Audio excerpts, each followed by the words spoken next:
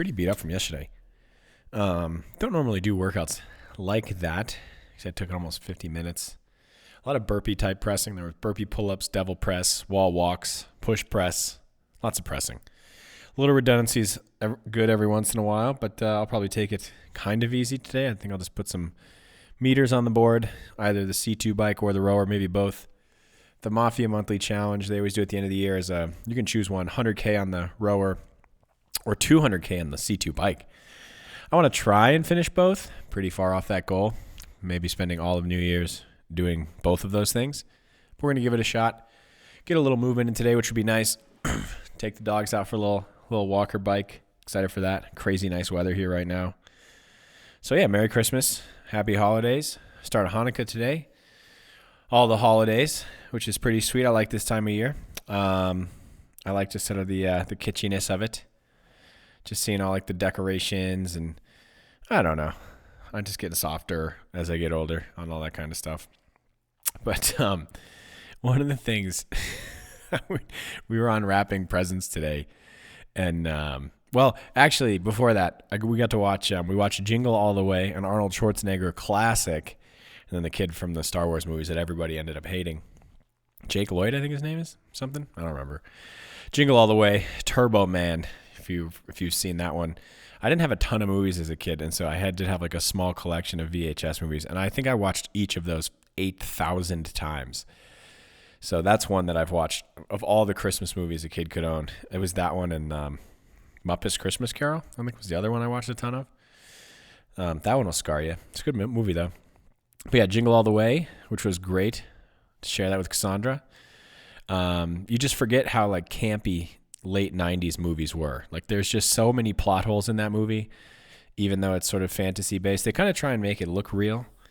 You know, it's like real people, but then there's just crazy stuff that happens. Like, I don't know, they threaten the police with a bomb, and at the end he bumps into the police officer and he's like, "Oh, I'm sorry about I crashed into your motorcycle and threatened you with a bomb." And then the crowd just carries Schwarzenegger out on their back. Spoiler alert. Yeah, just so many plot holes in that movie. But I you know, if you watch, I like that about it.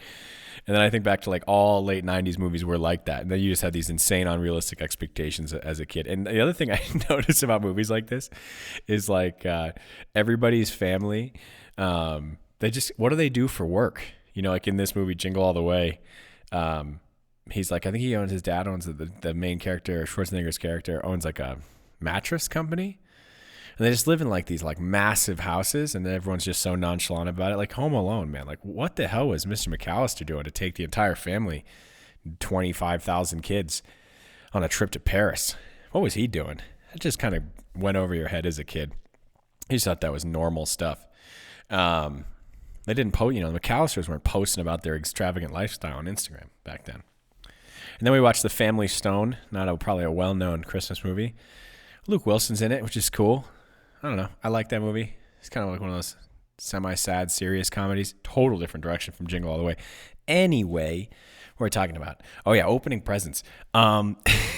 This is how you know you've really lost it. We're sitting there opening presents, and obviously you wrap a couple presents. You put them in a bag with some like tissue paper and fancy whatever. And as Cassandra was opening something, I'm looking at the bag, and this is how you know you've lost it. Like this is the point of no return in terms of your street cred, as if I ever had any. But I was staring at her opening this present, and I'm looking at the bag, and all I can think to myself is, oh man, I'm so glad we got all these presents in bags because we can reuse these bags for other gifts. That was devastating. It was devastating to pause and be like, okay, yep, I'm there. I now say things like, you damn kids, and the utes. And I get a lot of socks. And then today I was thinking about this because I was like, wow, like that's always the joke, is getting socks as you get older. And then I thought about to myself, I was like, oh, it's not that bad that I get socks. I like socks because they're practical. That was the sentence I said to myself in my head, which made the whole thing freaking worse. I'm happy to get socks because they're practical. Yep. If there isn't anything that says domesticated loser, it's that sentence right there. But anyway, it was an awesome day. Just jumped down here for a couple minutes to do this. It's a couple things I wanted to kind of talk about. Just getting to spend a lot of time recently seeing a lot of cool life events for close friends. and all over the map. Things like engagements, growing their families, moves, just all that stuff, like the big life steps you start to take, and all the other stuff in between, work progress. And man, I'll tell you, it's such a skill to be just genuinely excited for your friends. And just not proud's not even the right word, but like just enthusiastic to see their life going in the right direction, or a direction that they seem really happy with. Man, it's such a good thing to feel. Cause, I think it takes a while to kind of cultivate that skill. Cause I think internally, if you're like a super competitive person, or maybe you're just someone who can be a little bit negative sometimes, it's so easy to look at other people and be like, well, I'm glad they're getting this, but I'm bummed it wasn't me. And it's just, it's so cool just to be genuinely happy for them. It's just a good feeling. And I do think it kind of gets you over to the abundance mindset way of thinking, which we can argue about at some other point. I tend to think for most things, that's both the case as well as the best way to move toward abundance is to believe that it exists. I'm not going all Oprah Winfrey The Secret on us, but it's just something it's something I've noticed. I think the more you spend your time being like, oh, so-and-so has this and I don't have that, or so-and-so has this and I wish I had that because if I did, I could do this. Yeah, I don't know. I just thought that was interesting today. It was a good little reflection. So and I've come a long way on that one, I think. When I used to compete in CrossFit, it was like, I used to joke. I don't know how much of this was a joke or real. I used to tell the team I competed with that I wanted to beat other teams so badly that they wanted to quit CrossFit, which I thought was a great way to get yourself riled up and a good thing to strive for in terms of competition. Probably not a great way to live your personal life. Like you want to excel so much that you basically cause other people to give up on things. I don't know if that's the right mentality. I think now I look at that and I think I want to excel so much that it pulls other people up along with me, and they want to get pushed to become even better. I don't know if I've said this here, but that was really good advice I got from somebody once.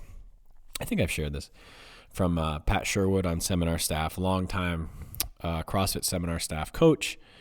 I think Pat was an affiliate owner. He now runs, what's it called? Linchpin Programming. Has a significant background in the military. But all that aside is, he once said to me when I was starting on seminar staff, he basically said, if you're not teaching yourself out of a job, you're not doing your job. And man, was that something I try and think about a lot. I don't know if I ever achieved it, but I think about it a shitload when I'm interacting with people.